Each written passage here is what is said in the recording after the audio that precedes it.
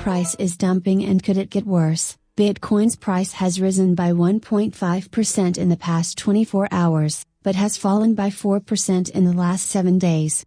At $19,321, this represents a hefty 10.5% correction in the past 30 days, and given the expectation that the Federal Reserve, and other central banks, will continue raising interest rates, the original cryptocurrency likely has more pain in store.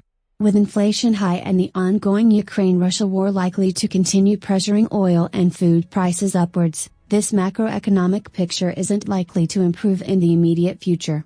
However, some countries have posted data which have showed a slowing inflation rate, while Ukraine has made progress in recent weeks in recapturing parts of its territory previously occupied by Russian forces. Bitcoin price continues to slide. Most months so far in 2022 have brought declines for Bitcoin, and so far, September is no exception. BTC is down by 55% over the year date, and despite a mini surge to $22,500 in the run-up to the merge, it has since fallen by 14%. BTC's indicators show that it remains on a down cycle.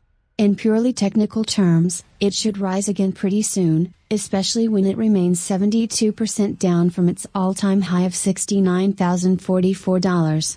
Of course, indicators alone don't guarantee anything, and the economic situation still remains fairly negative. The Federal Reserve is due to announce its latest policy decision concerning rates today at 2 p.m. EDT, 1800 GMT, and reports suggest that it will lift its base rate by another 0.75%, taking the rate up to the 3% to 3.25% range. Tellingly, a 0.75% rise would take interest rates to their highest level since 2008, at the height of the financial crisis. And with inflation at 8.3% in the US and 9.1% in the EU, rates are likely to remain high for a while yet, putting prolonged pressure on Bitcoin's price.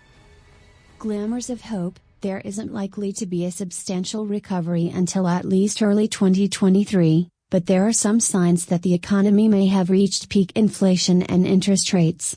For one, inflation rates have begun to stop rising and/or reverse in some countries. In the UK, inflation fell by 0.2% between July and August, although it still remained high at 9.9%.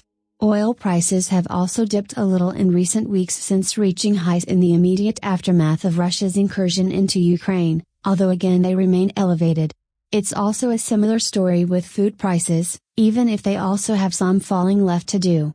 Both oil and food are linked to the war in Ukraine, and while no immediate end to this conflict is in sight, it's worth noting that Ukrainian forces have reclaimed considerable stretches of land in recent weeks. This morning, Russian President Vladimir Putin responded to setbacks by imposing partial conscription, but while boost his forces may prolong the conflict further, the move could also be read as a sign of desperation. Regardless of the timing, nothing has changed fundamentally for Bitcoin since the start of 2022. It has attracted growing interest from banks and financial institutions, with trillion-dollar asset manager BlackRock launching its own private Bitcoin spot fund in August. As such, it's still in a position to rally again when conditions are more favorable. But for now, it could dip a little more if the Fed goes through with its expected rate hike in a few hours.